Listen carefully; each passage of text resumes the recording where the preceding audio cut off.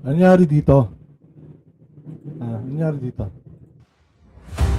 Mga kababayan, ngayon ay pag-usapan natin ang isang abogadong sikat sa social media. Sikat hindi dahil sa husay sa batas, kung hindi dahil sa pagiging pabrika ng chismis para sa grupo ng mga zombie na tinatawag na kabatas. Ang tinutukoy natin ay walang iba kung hindi si Atty. Rani Randolph Libayan, isang abogado na mas aktibo sa pagkakalat ng chismis kaysa sa pagbabasa ng batas. Nitong mga nakaraan araw, walang pruweba, walang dokumento, diretso niyang inakusahan si Jesus Falsis na di umano'y tumatanggap ng pera mula kay Risa Hontiveros. Pero nang hinamon siya ni Jesus Falsis ng harapan debate sa naturang topic, abogado sa abogado, ano ang ginawa ni Atty. Libayan? Ayun, nabahag ang buntot, bagkus iniba ang topic na gustong pag-usapan. Imbes na patunayan ang paratang, nagtago siya sa likod ng kanyang mga alagad at biglang kambyo. Hindi raw siya.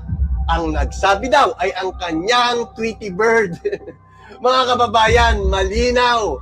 Yan ay asal ng isang chismoso, hindi ng isang abogado. At huwag nating kalilimutan, nang humarap siya ng debate laban kay Peter EJ, kitang-kita kung sino ang handa at sino ang hindi. Ang resulta, talo si Atty. Libayan sa debate. 3-0. Ngayon, itanong natin, bakit ba galit na galit si Atty. Libayan kay Jesus Falsis? Simple ang sagot. Dahil na-expose ni Jesus Falsis ang kanyang biyenan, si Benjamin Magalong, kaugnay ng mga isyong konektado sa diskaya at sa mga aligasyon, pagkakait at pagnanakaw sa pondo ng bayan. Hindi lang yan, inungkat din ang issue sa Commission on Audit kung saan may lupang binili umano sa halagang 1,500 kada metro kudrado na ang tunay na presyo ay 10 piso lamang. Dito na lumabas ang kanyang galit at sa galit na yan, gumawa ng chismis si Atty. Libayan.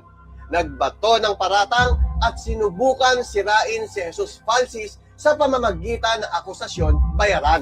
At para po sa kaalaman ng lahat, si Atty. Libayan ay kilala rin tumututol sa paghingi ng ID sa mga menor de edad na pumapasok sa motel kasama ang mga matatandang hindi naman kamag-anak.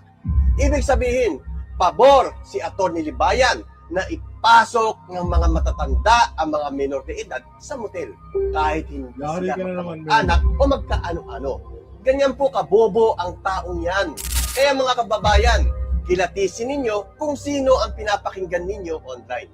Hindi lahat ng abogado ay tagapagtanggol ng batas. Ang iba, tagapagtanggol lang ng sariling interes. May nagtismis lang din kasi na inibang araw yung tema. Ayaw pagdebatehan yung chismis na nakalap niya na ipinakalap din naman niya. No? So yun lang naman. Ano nangyari? Bumahag ba yung buntot? Yun lang. Bye-bye.